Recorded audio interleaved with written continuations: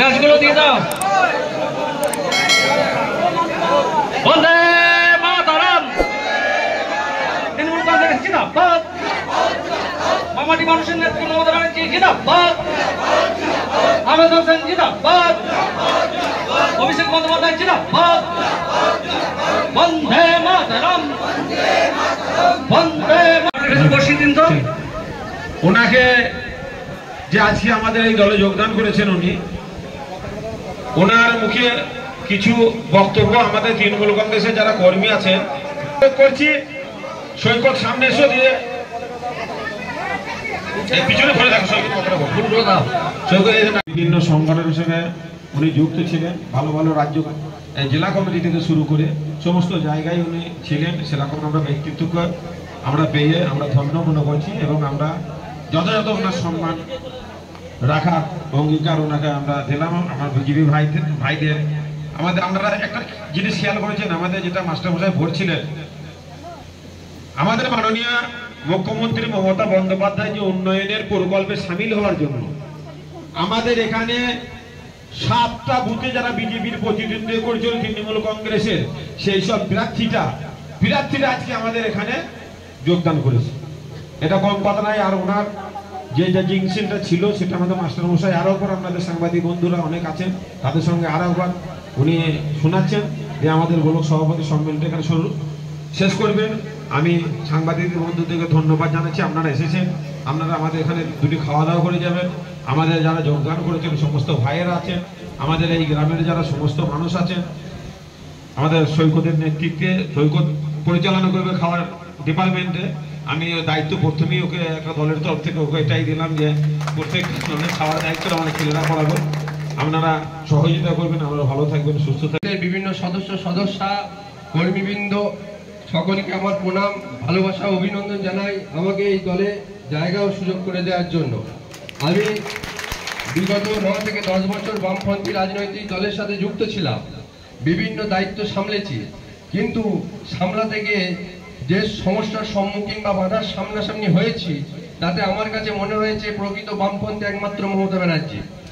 তো মমতা ব্যানার্জির যে 74টা প্রকল্প বাংলার প্রতিটি মানুষ উপকৃত হচ্ছে, সেই প্রকল্পে আমি অনুপ্রাণিত হয়েছি এবং আমি নিজেও উপলব্ধি করেছি। এছাড়াও আমাদের দেশের যে যুক্তরাষ্ট্রীয় পরিকাঠামো ভেঙে পড়েছে, কেন্দ্রের যে রাজ্যের প্রতি বঞ্চনা রয়েছে, আজকে গরিব মানুষের যে 100 দিনের কাজ, সেই 100 দিনের কাজকে হচ্ছে বন্ধ করে দিয়েছে কেন্দ্রের সরকার। এছাড়া বিভিন্ন দিক থেকে রাজ্যের প্রতি যে একটা বঞ্চনা, দেশে যে সাম্প্রদায়িক দাঙ্গার পরিস্থিতি তৈরি করছে, বিভাজনের রাজনীতি, হিন্দু মুসলিমের মধ্যে ভেদাভেদ, এর বিরুদ্ধে আমরা আহমেদ হোসেন শেখের নেতৃত্বে আগামী দিন বিপুল থেকে বিপুলতর লড়াই, কঠিন থেকে কঠিনতম লড়াইয়ে সামিল হব এবং আহমেদ ভাইকে সামনে রেখে আমরা আমাদের পথপ্রদর্শক তার সামনে রেখে তার আমরা পেছনে পথ চলবো। আর এই সম্মেলন যেহেতু এটা সম্মেলনের মঞ্চ, তাই আমি সম্মেলনকে সামনে রেখে দুটো কথা বলতে চাই। সম্মেলন হলো সংগঠনের মূল আয়না। এই মূল আয়নায় উঠে আসে আমাদের ব্যর্থতা, আমাদের সফলতা, এবং এই সম্মেলন মঞ্চে সেইগুলো নেতৃত্ব আলোচনা করেছেন।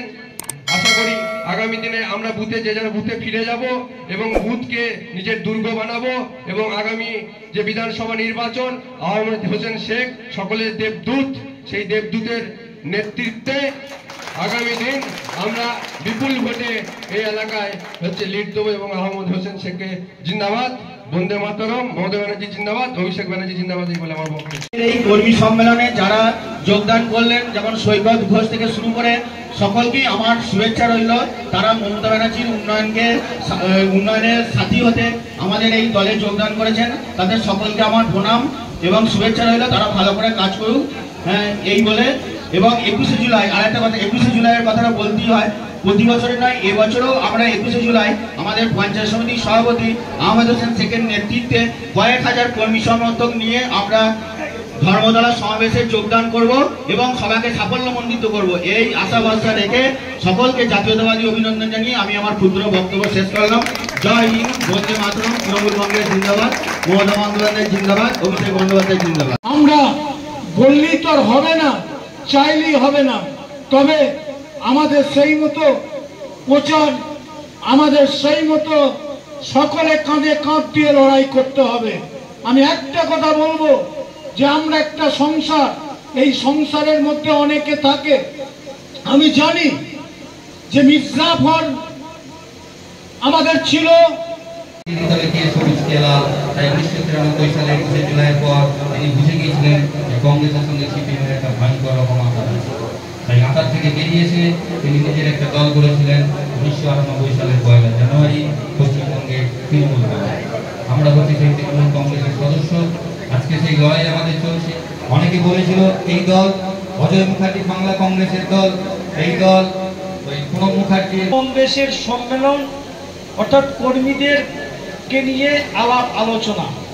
আর দ্বিতীয় পার্ট হচ্ছে 21শে জুলাই। আপনারা জানেন যে 21শে জুলাই যে শহীদ দিবস, সেই শহীদ দিবসে প্রস্তুতি হিসাবেও এটাকে আমরা অ্যাড করেছি। প্রথমে কর্মী বৈঠক, যে কর্মী সম্মেলন, সেই সম্পর্কে আমি 2-4 কথা বলছি। কর্মী সম্মেলন একটা রাজনৈতিক দল, আপনারা জানেন আমরা সকলে কিন্তু এখানে রাজনৈতিক দলের প্রতিনিধিত্ব করার জন্য এখানে উপস্থিত হয়েছি। একটা রাজনৈতিক দল বেঁচে থাকে, শক্তিশালী হয় তাদের বিভিন্ন অ্যাক্টিভিটিজের মাধ্যমে, বিভিন্ন কর্মসূচির মাধ্যমে। এই কর্মসূচি আপনাদেরকে যারা উপস্থিত হয়েছেন এই অঞ্চল নেতৃত্ব, সেই সঙ্গে সঙ্গে বুথের যারা কর্মী, আমরা সকলে মিলিত হয়ে ছোট ছোট কর্মসূচি এখান থেকে পঞ্চায়েত সমিতির সভাপতি আহমদ হোসেন শেখ সাহেবের বার্তা নিয়ে নিচে নিজে এলাকায় যাতে আরো দলকে শক্তিশালী করতে পারি, তার জন্য যা করা। 24 ঘন্টা ইন্ডিয়া টিভি, সর্বদা সবার পাশে, সবার মাঝে। আজ এ পর্যন্ত। সঙ্গে রাখুন 24 ঘন্টা ইন্ডিয়া টিভি। দেখতে থাকুন সব জেলার সব খবর সবার আগে 24 ঘন্টা ইন্ডিয়া টিভির পর্দায়। নমস্কার।